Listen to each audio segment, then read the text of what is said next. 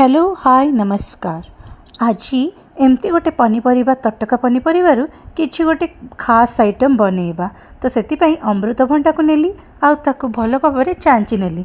पील कला परे तार मुंडी दीटा को भल भाबरे काटी नेबी आउ ताकु कट करिबा स्टार्ट करिबी। काटिबा देखंतु बहुत इजी।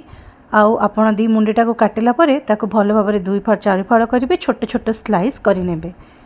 एटा ना खूब कम तेल रे आज गोटे आइटम बनैबा को जाउछि आउ बहुत ही हेल्दी रहिबो। बहुत कम तेल रे बहुत ही अल्प मसला यूज करके हम आमर फेवरेट गोटे जिनस। तो आको मु कौन करी जो क्यूब्स क्यूब्स रे काटी नेबी सब जिनस को एमती पानी रे गोटे थर धोई नेबी। जहाँ भी बाकी बड़का जिनस रही सेटा को मु भल भाव में सफा कर नेबी। एमती काटला परे सफा करिकी ताको कौन करी यही सेम पानी रे ही मु टिके एमती ताको छाणी नेबी आउ ताको गोटे प्रेशर कुकर रे 2टा सीटी देकी बॉईल कर नेबी। किंतु सेथिरे मु ओनली ऐड करी अल्प लुण स्वाद अनुसार आउ सेथिरे किछि पानी अल्प देकी आउ ताको 2टी सीटी लगेबा स्टार्ट करी। तो आज बनैबी गोटे प्रकार संतुला किंतु टिके डिफरेंट स्टाइल रे जोटा कि टिके बहुत ही हेल्दी भी रहिबो आउ स्वाद अनुसार भी ताको एलिवेट करदेव। तो सेति पय भृसंग पत्र को एमती टिके नहीं गली कट करिकी गोटे 7टा रु 5टा लीफ गोटे पूरा आमर केर कहते जोटा सेटा नेली। गोटे कंचा लंका नेली आउ अल्प एमती पियाज को कट कर नेली। चाहिए पियाज को स्किप करि परिबे आउ रसुण को भी स्किप करि परिबे। बिना पियाज रसुण रे भी बहुत ही बढ़िया छुंक देकी बनी पारे आमर बहुत ही बढ़िया संतुला। तो सेति पय आउ पियाज रसुण नेले तार छुंकर भी टेस्ट एमती भी बढ़ी थाए आउ न नेले भी आर मेन इंग्रेडिएंट्सटा जोटा अच्छी सेटा तार एनहांस करिबारे हेल्प करे। तो आमर पियाज छुंकटा सबुठार भल लागे सेतिक भितरे मु 2टी छेटी दे देली। सेकंड छेटी बेले को आको काढ़ी बाहर रखी नेबी।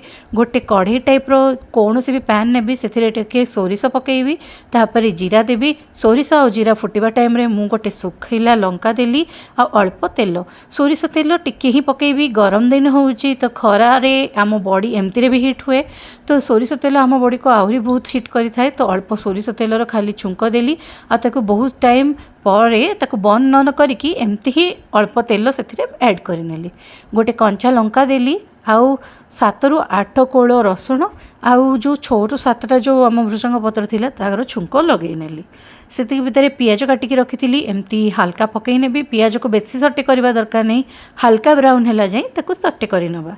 एबे अमृतभंडा हमर सिजिकी बाहरी सारछि देखंतु। आउ कोन करथिली ना कट करबा टाइम रे ही मु बहुत छोटो क्यूब्स नैथिली आउ गोटे गोटे बड़ क्यूब्स नैथिली। कोन पई आउ तार जो अमृतभंडाटा थिबो लास्ट स्टेप रे कहबी छोट फळ जाको कोन करिवे। तो सेति पय डिफरेंट टाइप रो आमे सिजे नेचु।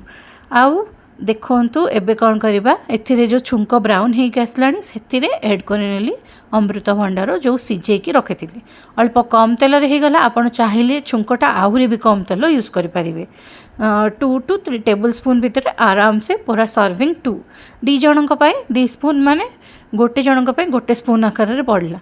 तो एबे कौन हम ना एथिरे अल्प पानी ऐड करी आगे पानी संतुला को भी करें एमती करिकी गोटे रु 2टा बॉयल देकी छाड़ी पारे।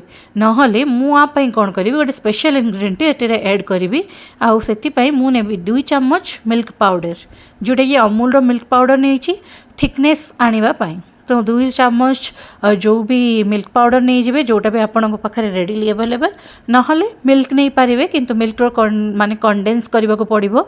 तो जी आम मिल्क नौ तार अधा भाग करके बॉयल करे माने जदि आप 200 ml नौ 100 ml करदेवे ताको पूरा अधा करे से भितर संतुला ही पानी टिके काढ़ली गरम पानी रे एमती मुझको मिक्स करनेली जहाँद्वारा कि लम्प्स आसबनी पूरा पतला क्रीमी टेक्सचर आसीज। आईटा को मुझे कौन करी ऐड कर भी संतुला रे ताकू धीरे धीरे करके दबा संतुला रे। सेतिके भितर मु नहीं गली 1 टेबल स्पून ऑफ चीनी मु नहीं सुगर जोटा कि डायबिटीज फ्री आउ diabetes free sugar free diabetes रो से चीनीटा आउ ता सहित ऐड करनेली धीरे धीरे से जो मिल्क पाउडरटा जोड़ा कि कंडेन्स करके रखी बा आपड़ चाहिए कंडेन्स मिल्क नहीं पारे। एमती देखो गोटे रु 2टा बॉयल नहीं जी से भितर मु कौन कर जो जो छोट करके क्यूब्स रे काटी हल्का बड़ क्यूब्स अच्छे और छोट क्यूब्स अच्छे 2टा डिफरेंट वे जो काटी से छोट क्यूब्स जोड़ा को एमती टिके स्लाइस करदेवी जहाँद्वारा कि सेटा भांगिकी ता टेस्ट गोटे अलग आसो। एमती कले ना बहलिया ହେବା ସହିତ ଆଉ ବହୁତ ହି ବଢ଼ିଆ ଟେକ୍ସଟା ଆସେ। ସବୁ ଗୋଟେ ବଡ଼ ଖାଇଲେ ଯେତିକି ଟେଷ୍ଟ ଲାଗିବ ଛୋଟ ଗୁଡ଼ାକ ଯେଉଁ କ୍ରସ୍ ହେଇକି ଥିବ ଖଣ୍ଡ ଖଣ୍ଡ ହେଇକି ସେଇଟା ଆହୁରି ଟେଷ୍ଟ ଲାଗେ। ଏଇଟା ହେଉଛି ଛୋଟ ଟିପ୍ସ ଯେଉଁଟାକି ମୁଁ ସବୁବେଳେ ବନାଏ। ଆଉ ଏମିତି କ୍ରସ୍ କରିନେଲେ ତା'ର ବହଳିଆ ହେଇକି ତା ଟେଷ୍ଟଟା ଏନହାନ୍ସ ହେଇଯାଏ।